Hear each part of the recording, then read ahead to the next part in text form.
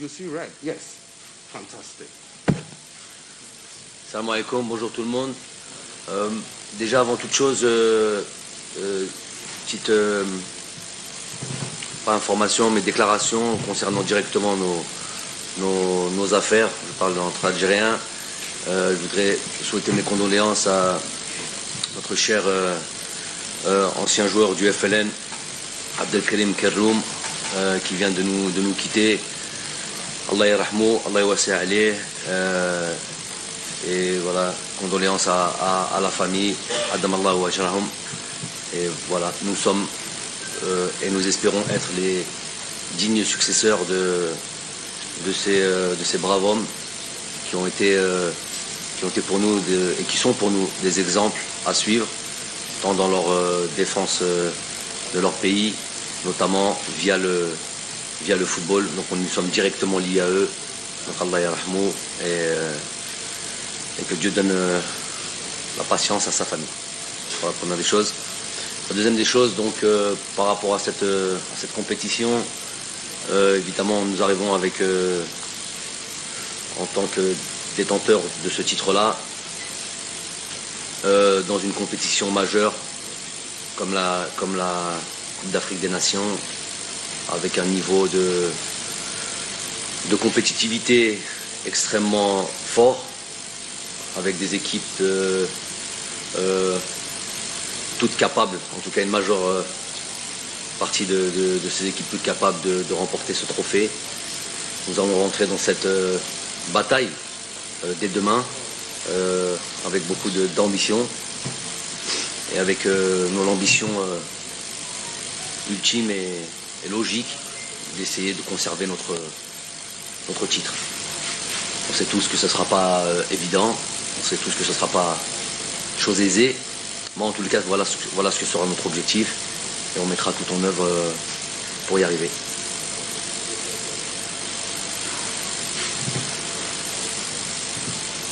We take comments from Captain Riyad Mahrez as the captain of the defending champions. Riyad. Tout d'abord, salam alaikum, bonjour à tous. Voilà, comme le coach a dit, on arrive une nouvelle CAN en 3 ans. On est les tenants du titre. Mais il faut savoir que même si on est tenant du titre, ça ne veut pas dire qu'on sera les favoris ou qu'on va la gagner encore une fois. Ce sera encore plus dur que la dernière CAN. Je pense que le niveau aussi il est plus élevé, les équipes sont meilleures. Mais voilà, comme a dit Jamel, on arrive avec beaucoup d'envie et d'ambition pour essayer de faire la même CAN que l'année 2019 et essayer de faire quelque chose de grand pour le pays, Inch'Allah. Thank you very much. You say your name and your media organization, and then you have the microphone. Yes.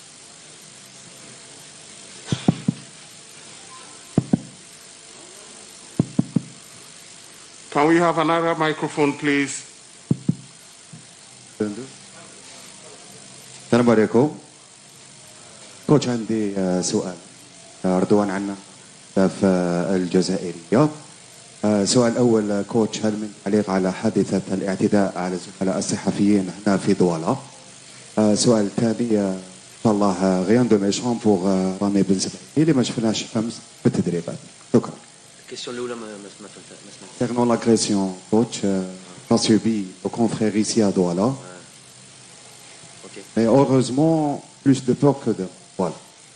Bon, avant toute chose, j'ai appris ça ce matin. Je n'étais pas au courant. J'ai appris ça ce matin très, très brièvement.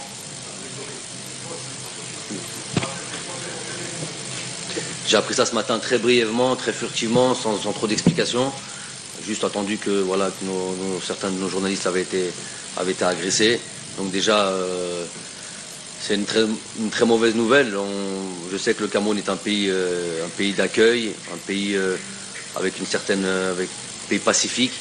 Donc on a été assez surpris et subhanallah, la veille, j'en parlais à à notre ami Patrick qui est là avec nous, qui nous suivait, qui est commissaire de police, et justement on lui parlait de ça, comment vivait le pays et comment savoir un peu plus, avoir plus d'informations concernant le pays de manière générale, puisqu'il est commissaire de police. Il nous disait un petit peu comment les choses étaient concernant tout ce qui avait un rapport à son métier. Et subhanallah, ce matin on a eu la mauvaise surprise d'entendre que nos journalistes se sont fait agresser. J'espère qu'il y a plus de peur que de mal. J'espère que ces choses-là ne se renouvelleront plus. Et qu'il y aura une justice de fait, j'ai pas de doute là-dessus, et qu'on trouvera qu'il y aura une action qui sera mise en place. En tout cas, nous on a envie de parler de football. On est venus ici tous pour la grande fête du football africain. Donc les choses doivent se passer de la meilleure des manières. Donc voilà, un petit message de soutien à nos journalistes, Inch'Allah, qu'il y a eu plus de peur que de mal, et que ce soit la première et la dernière fois qu'on entend ce genre de situation.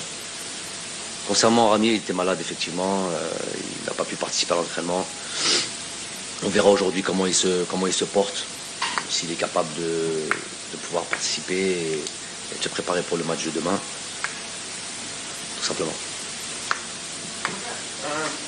Here, the lady, please.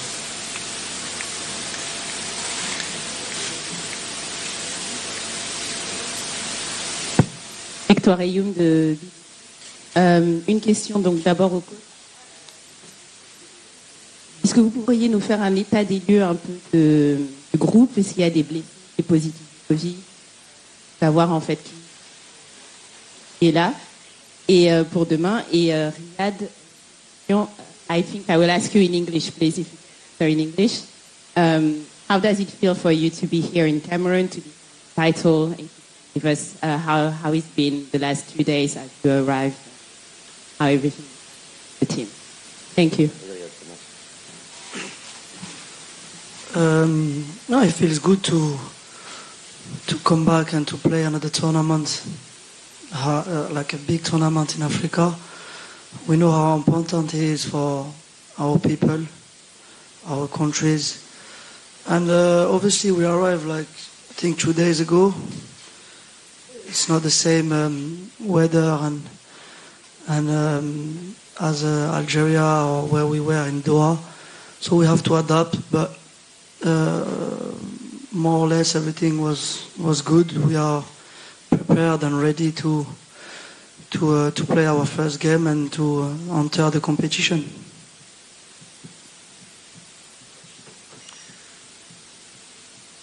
La question c'était les Covidés, les blessés, tout ça.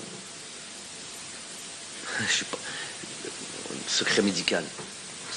Donc non, nous avons effectivement déjà, je parlais de Rami Ben Sebaini qui est déjà malade, rien à voir avec les symptômes du Covid. Il a été testé, retesté, rien à voir avec ça. Alhamdoulilah, déjà c'est une bonne chose. Mais voilà, il se sentait pas très bien. Il allait mieux hier soir. Donc il y aura une séance aujourd'hui. On verra comment il va se réveiller. Donc on a Mehdi Tarat qui était positif avant d'arriver ici, qui est resté dans notre lieu de stage de préparation. Il va arriver aujourd'hui. Il était positif. Il est arrivé aujourd'hui. Tout va mieux. Il a eu sa période de confinement et il est de nouveau négatif. Donc il va se joindre normalement à l'entraînement il arrive ce matin, donc il va sûrement être capable de s'entraîner. On fera l'état des lieux avec lui ce soir. Ensuite, on a eu un ou deux autres malades. Et on verra aujourd'hui s'ils sont capables de rejoindre le groupe. Voilà, plus ou moins la situation du groupe.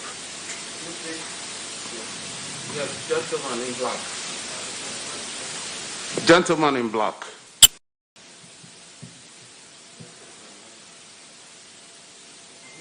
Bonjour coach, bonjour Riyad. Donc, Jamel, donc depuis 48 heures, parlez-nous déjà un petit peu d'hébergement. Est-ce que vous êtes satisfait d'hébergement des entraînements aussi? Est-ce que vous êtes satisfait? Vous avez vu pour l'instant. Et un mot sur le match justement de demain. Parlez-nous un peu de cette équipe. Qu'est-ce que vous en pensez? Sachant que le match va se dérouler à 14h, ce ne sera pas les conditions peut-être plus souhaitées, notamment en termes de chaleur et d'humidité. Riyad, question un petit peu. Vous avez raté le stage de préparation avec l'équipe nationale à Doha. Peut-on savoir les raisons de cette absence et est-ce que vous êtes prêt physiquement justement à tenir votre place lors de cette CAN? Je pense que les deux questions elles sont pour le coach. Donc les conditions de logement déjà l'hôtel tout à fait correct, vraiment tout à fait correct. C'est pas le grand luxe, mais on n'est pas venu en voyage touristique ici, donc c'est pas ce qu'on recherche. Alhamdoulilah, les joueurs se plaignent pas, ils arrivent à bien se reposer, bien dormir, voilà l'essentiel, c'est surtout ça qui nous intéresse. Donc il y a rien à redire, c'est tout à fait correct à ce niveau-là. Je suis agréablement surpris par les conditions climatiques. On s'attendait à plus de chaleur, plus d'humidité. Pour l'instant, on est très satisfait. Ça pourrait rester comme ça toute la période où on est à Douala. Apparemment, donc on a peur d'un peu de ce climat qui pourrait comme ça changer du jour au lendemain. Bon, en tout cas, pour ce qui était hier et pour ce qui m'a l'air d'être aujourd'hui, ça nous convient. On n'est pas dans des grosses chaleurs, on n'est pas dans de la grosse humidité, notamment l'humidité. Je connais ça. Je sais qu'au Qatar, on a beaucoup ça, et je sais que ça affecte beaucoup les performances ou le potentiel, notamment athlétique, des joueurs. Donc pour l'instant, on est satisfait. On espère que demain, ça sera au moins comme aujourd'hui. Et puis, pour ce qui est de l'horaire du match, c'est vrai que c'est une horaire qui est peu habituelle. On n'a pas l'habitude de jouer dans ces à part quelques fois en première ligue. Ils peuvent jouer à des horaires comme celle-ci, mais bon, le climat favorise aussi les choses. Là, c'est vrai que 14h et puis jouer avec une chaleur et une humidité, c'est vrai que on rentre tout de suite dans la difficulté. Donc pour l'instant, ça nous convient. On a joué, je crois, un match au Niger il n'y a pas si longtemps que ça, à 16h aussi. Là, pour le coup, il faisait très chaud. Très chaud. Donc on a cette expérience aussi. Donc voilà. Et puis le plus important, c'est pas de se plaindre. C'est vrai qu'il y a un constat des choses. Il faut jouer avec aussi. Il faut savoir y faire. Il faut savoir gérer tout ça. C'est un truc à prendre en considération. Au même titre que le Covid. Voilà une nouvelle donne à prendre très largement en considération. On peut voir à quel point d'un match à un autre, on peut perdre des joueurs comme ça. Donc c'est tous nos calculs à nous les coachs, aux équipes qui sont remis en question. Donc il va falloir être très bon en capacité d'adaptation et ne pas se plaindre. Le plus important, c'est de trouver des solutions. Voilà l'objet de notre fonction aussi, nous entraîneurs. Après, je vais me permettre d'intervenir par rapport à Riyad. C'est pour ça qu'il vous a un peu... il pourra vous donner, si vous voulez, dire un peu son degré de forme. Il a enchaîné quand même pas mal de matchs sur ce Boxing Day, plus qu'à l'accoutumée. Il a beaucoup joué, tous les 2-3 jours. Donc il était convenu de le laisser un petit peu récupérer. On a eu des joueurs qui ont eu, je vais prendre un exemple, puisqu'on parlait de Rami Ben Sebaini, qui avait joué son dernier match le 18, par exemple, un exemple ça, qui avait joué son dernier match le 18 décembre. Et on a eu la reprise, on a commencé à travailler le 28 décembre. Donc ça fait au moins 10 jours de repos, même s'il y a eu un programme d'entretien, mais c'est 10 jours de repos. Pour Riyad, c'était un match tous les 3 jours, notamment dans ce Boxing Day. Donc il n'était pas question, et c'est moi qui ai voulu ça, il n'était pas question qu'il arrive sur les rotules chez nous, ça ne servait à rien. Donc il était prévu qu'il récupère un petit peu pour pouvoir arriver pareil avec un programme d'entretien et qu'il arrive en pleine possession de ses moyens, frais et prêt à jouer dès ce premier match avec la pleine capacité, notamment de ses moyens physiques. Donc voilà le pourquoi de son retard. Il y a eu quelques d'autres joueurs qui sont arrivés, bon, vous savez, par rapport à la date FIFA qui a été reculée jusqu'au 3 janvier. Donc on a eu des joueurs qui nous ont rejoints à ce moment-là. Il y a eu des joueurs qui sont venus en stage avec nous et qu'on a dû, bon, ça je parle surtout pour nos amis, pour nos compatriotes algériens qui ne comprennent pas un petit peu le règlement. Quand on dit que le 3 janvier, les joueurs sont mis à disposition, les clubs ont le droit et nous avons le devoir de leur mettre les joueurs à disposition. Donc il n'y a même pas lieu de dire pourquoi les joueurs viennent et repartent. S'ils arrivent déjà à venir, c'est déjà une très bonne chose et c'est une faveur que les clubs nous donnent. Que ce soit au Qatar ou que ce soit partout ailleurs, c'est la faveur que les clubs nous donnent. Le droit est en faveur des clubs jusqu'au 3 janvier. Donc voilà pourquoi il y a eu l'arrivée des Bardad ou Jamel qui sont venus nous rejoindre et puis repartis dans leur club. C'était un deal qu'on avait avec les clubs. Les clubs pouvaient tout à fait naturellement, même pas nous répondre et ne pas laisser les joueurs à disposition avant le 3. Et je veux dire que le 3 inclus, puisqu'ils ont eu des matchs le 3. Donc en gros, les journées de championnat étaient prévues jusqu'à cette période-là. Et jusqu'à cette période-là, ils étaient en droit de rester en club. Donc ils ne pouvaient nous rejoindre que le 4. Donc nous, on a eu la faveur de ces clubs-là qui nous ont laissé à disposition ces joueurs entre les stages, qu'on peut venir avant, qu'on a pu disposer. Normalement, si on jouait contre la Gambie, qui était prévu le premier, on aurait pu disposer de Jamel, on aurait pu disposer de Bardad. Les clubs ont eu la gentillesse de nous les mettre à disposition. Ensuite, ils ont eu ce match du 3, ils ont voulu récupérer leurs joueurs, c'était leur plein droit. Voilà, donc ça a été une préparation un petit peu, en gros, de manière générale, un petit peu tronquée, un petit peu compliqué dans le sens où on nous annule des matchs et quand on a des calculs et une planification des choses, totalement sur donner la possibilité, faire un petit peu du turnover, donner la possibilité à certains joueurs de jouer, puis de les mettre directement dans le contexte équipe nationale avec toutes les demandes que nous, staff technique, on peut avoir, et qu'on nous annule notre match. C'est vrai que ça pose un petit peu un souci, surtout quand on aime que les choses se passent de manière carrée. Donc ça a été une préparation un peu particulière, mais c'est pas le lot que de l'Algérie.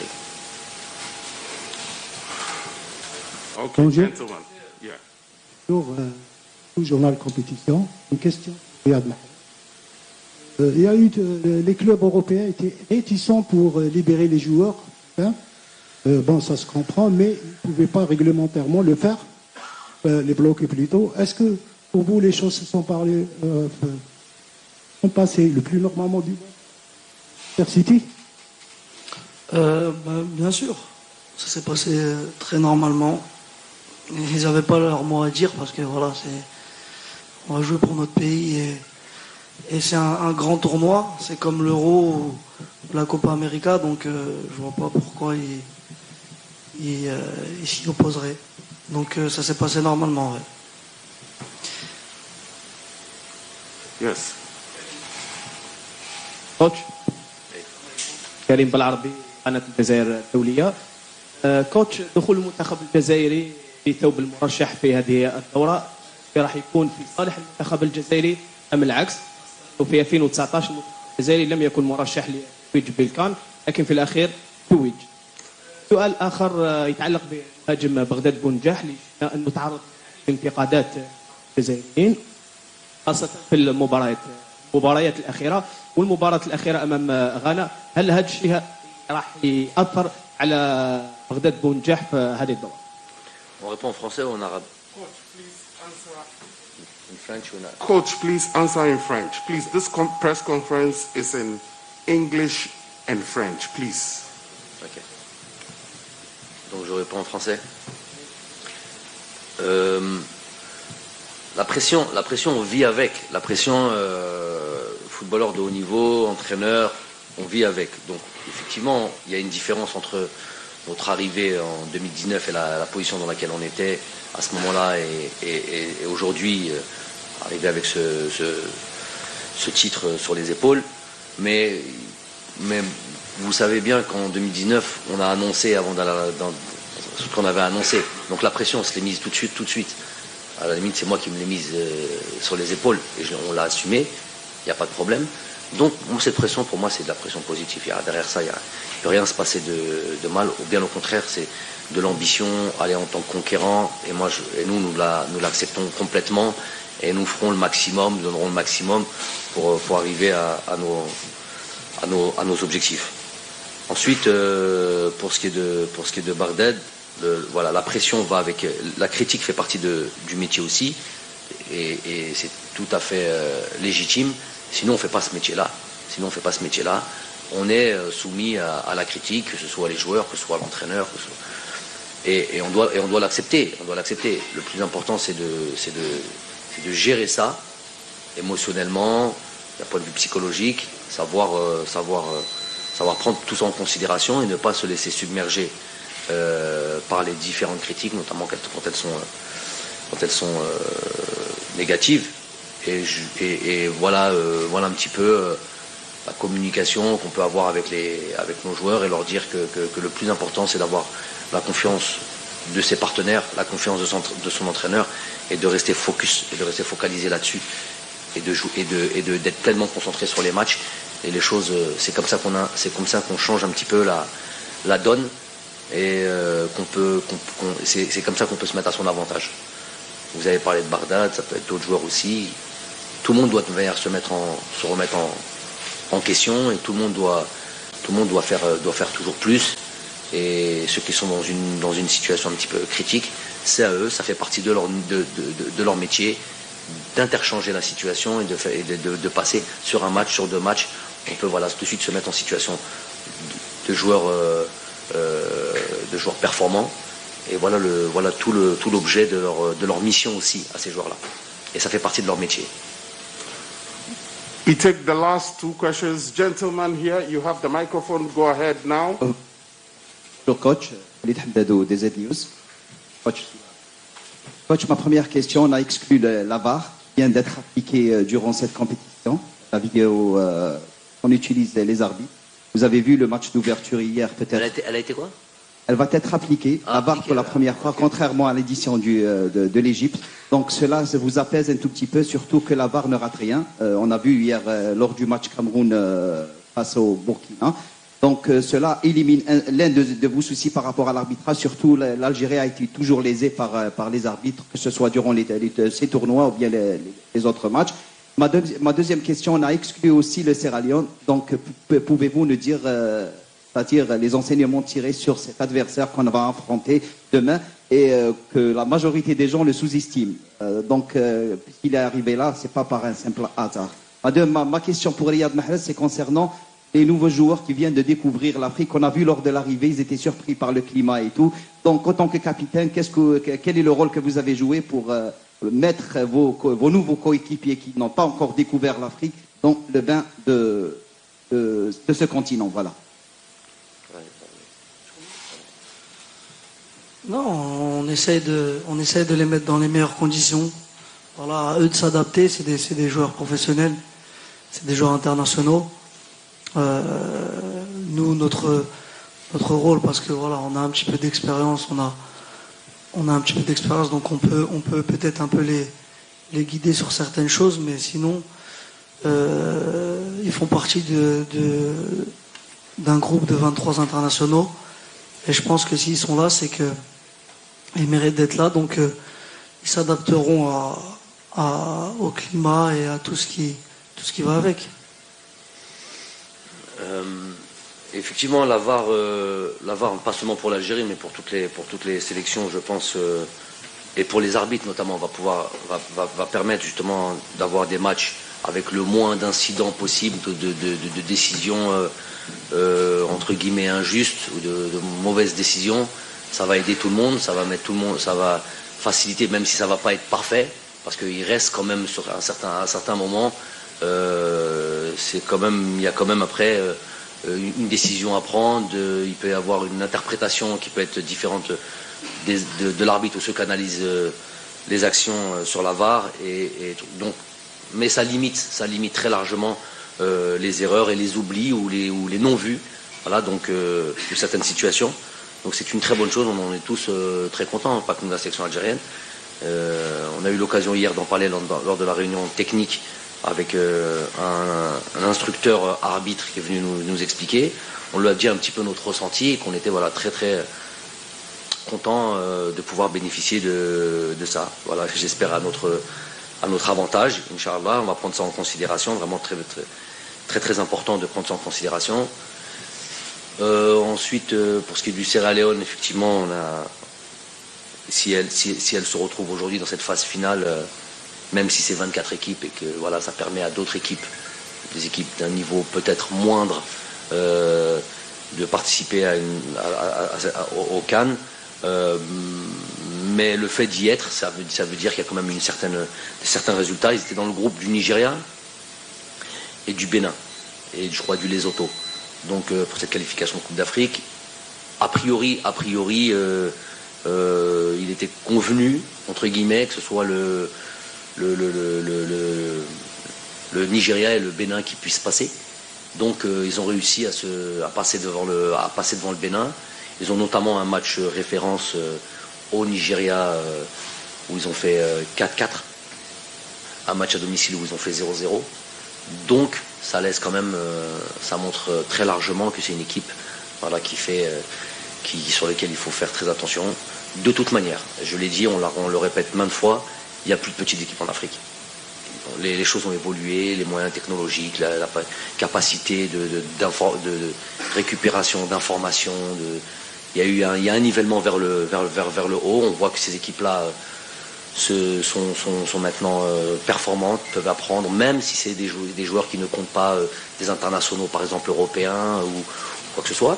Mais elles ont des fois c'est pas plus mal.